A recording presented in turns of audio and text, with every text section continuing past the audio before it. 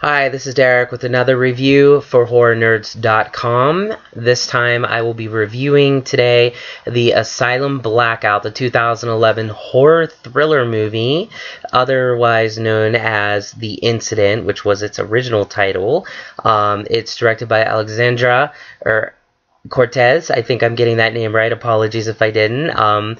Written by S. Craig Zoller, Jerome Fanston, and starring Rupert Evans, Anna Skellern, and Kenny Dowdy.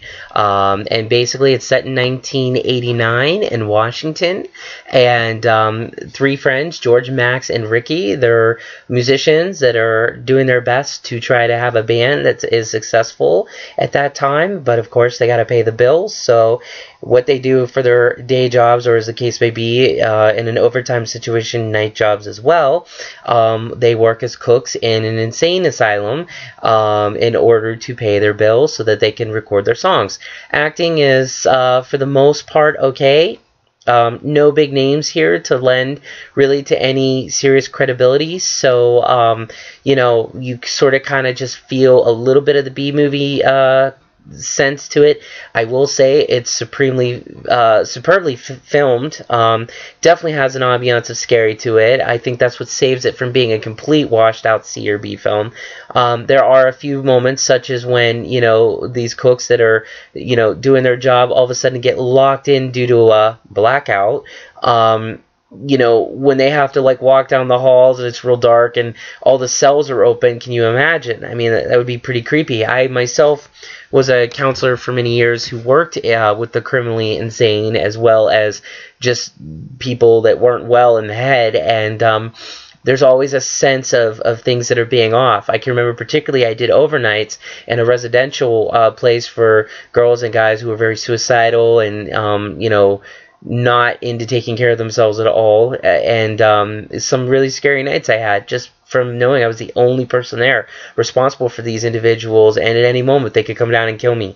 Thankfully that never happened. Here I am, but this movie sort of tapped into that memory for me as I watched it.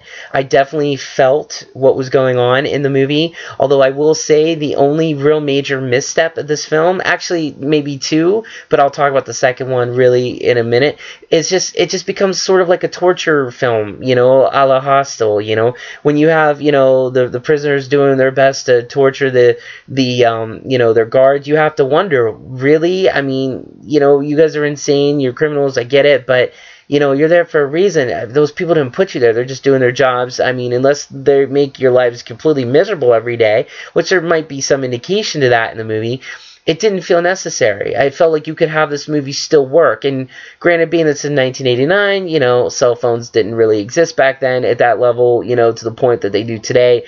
I think if it wasn't in 1989, this movie could have been solved with a simple phone call. Hey, our power's out and we're in trouble. Send the police. But even then, you know, when they're looking for the rotary phones, you know, so to speak, you know, the decisions that were made by the characters just didn't seem to be up to par. You know, it just felt a little forced, I think. And, I mean, if I was in a situation, I would have broke a window and got out. I mean, it's just that simple. You know, in the areas where perhaps there weren't bars. But, I don't know, maybe that's just simplistic thinking on my part. You know, we all, as critics, have a tendency to put ourselves into the situation and kind of ask ourselves, you know, what would I do? In this case, you know, you have a bunch of loonies, you know, running around, admittedly, probably wanting to, you know, do horrible things to you. And from the movie showing you that, they certainly were very creative and definitely wanted to do horrible things.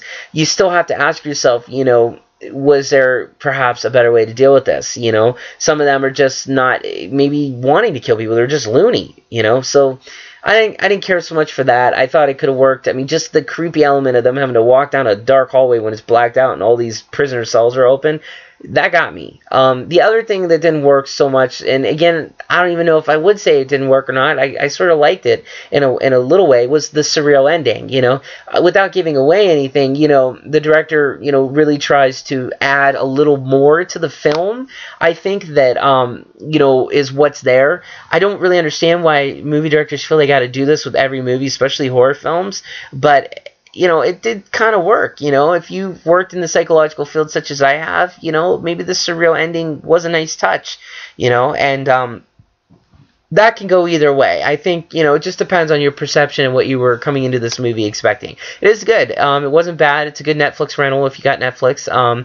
That's how I got mine when I watched it, just for something to do. But, you know, I wouldn't say I disagreed with the fact that I spent so much time watching it, you know, but at the same time, you know, go into this not expecting the world and just enjoy it, and I think you will. It's not too bad. Really good acting despite the lack of characters, of being any names and of any reputation. Good film overall. I definitely would recommend it if you want something to watch. Okay, so this is Derek doing another review for HorrorNerds.com, and hopefully we'll be seeing you. Thanks.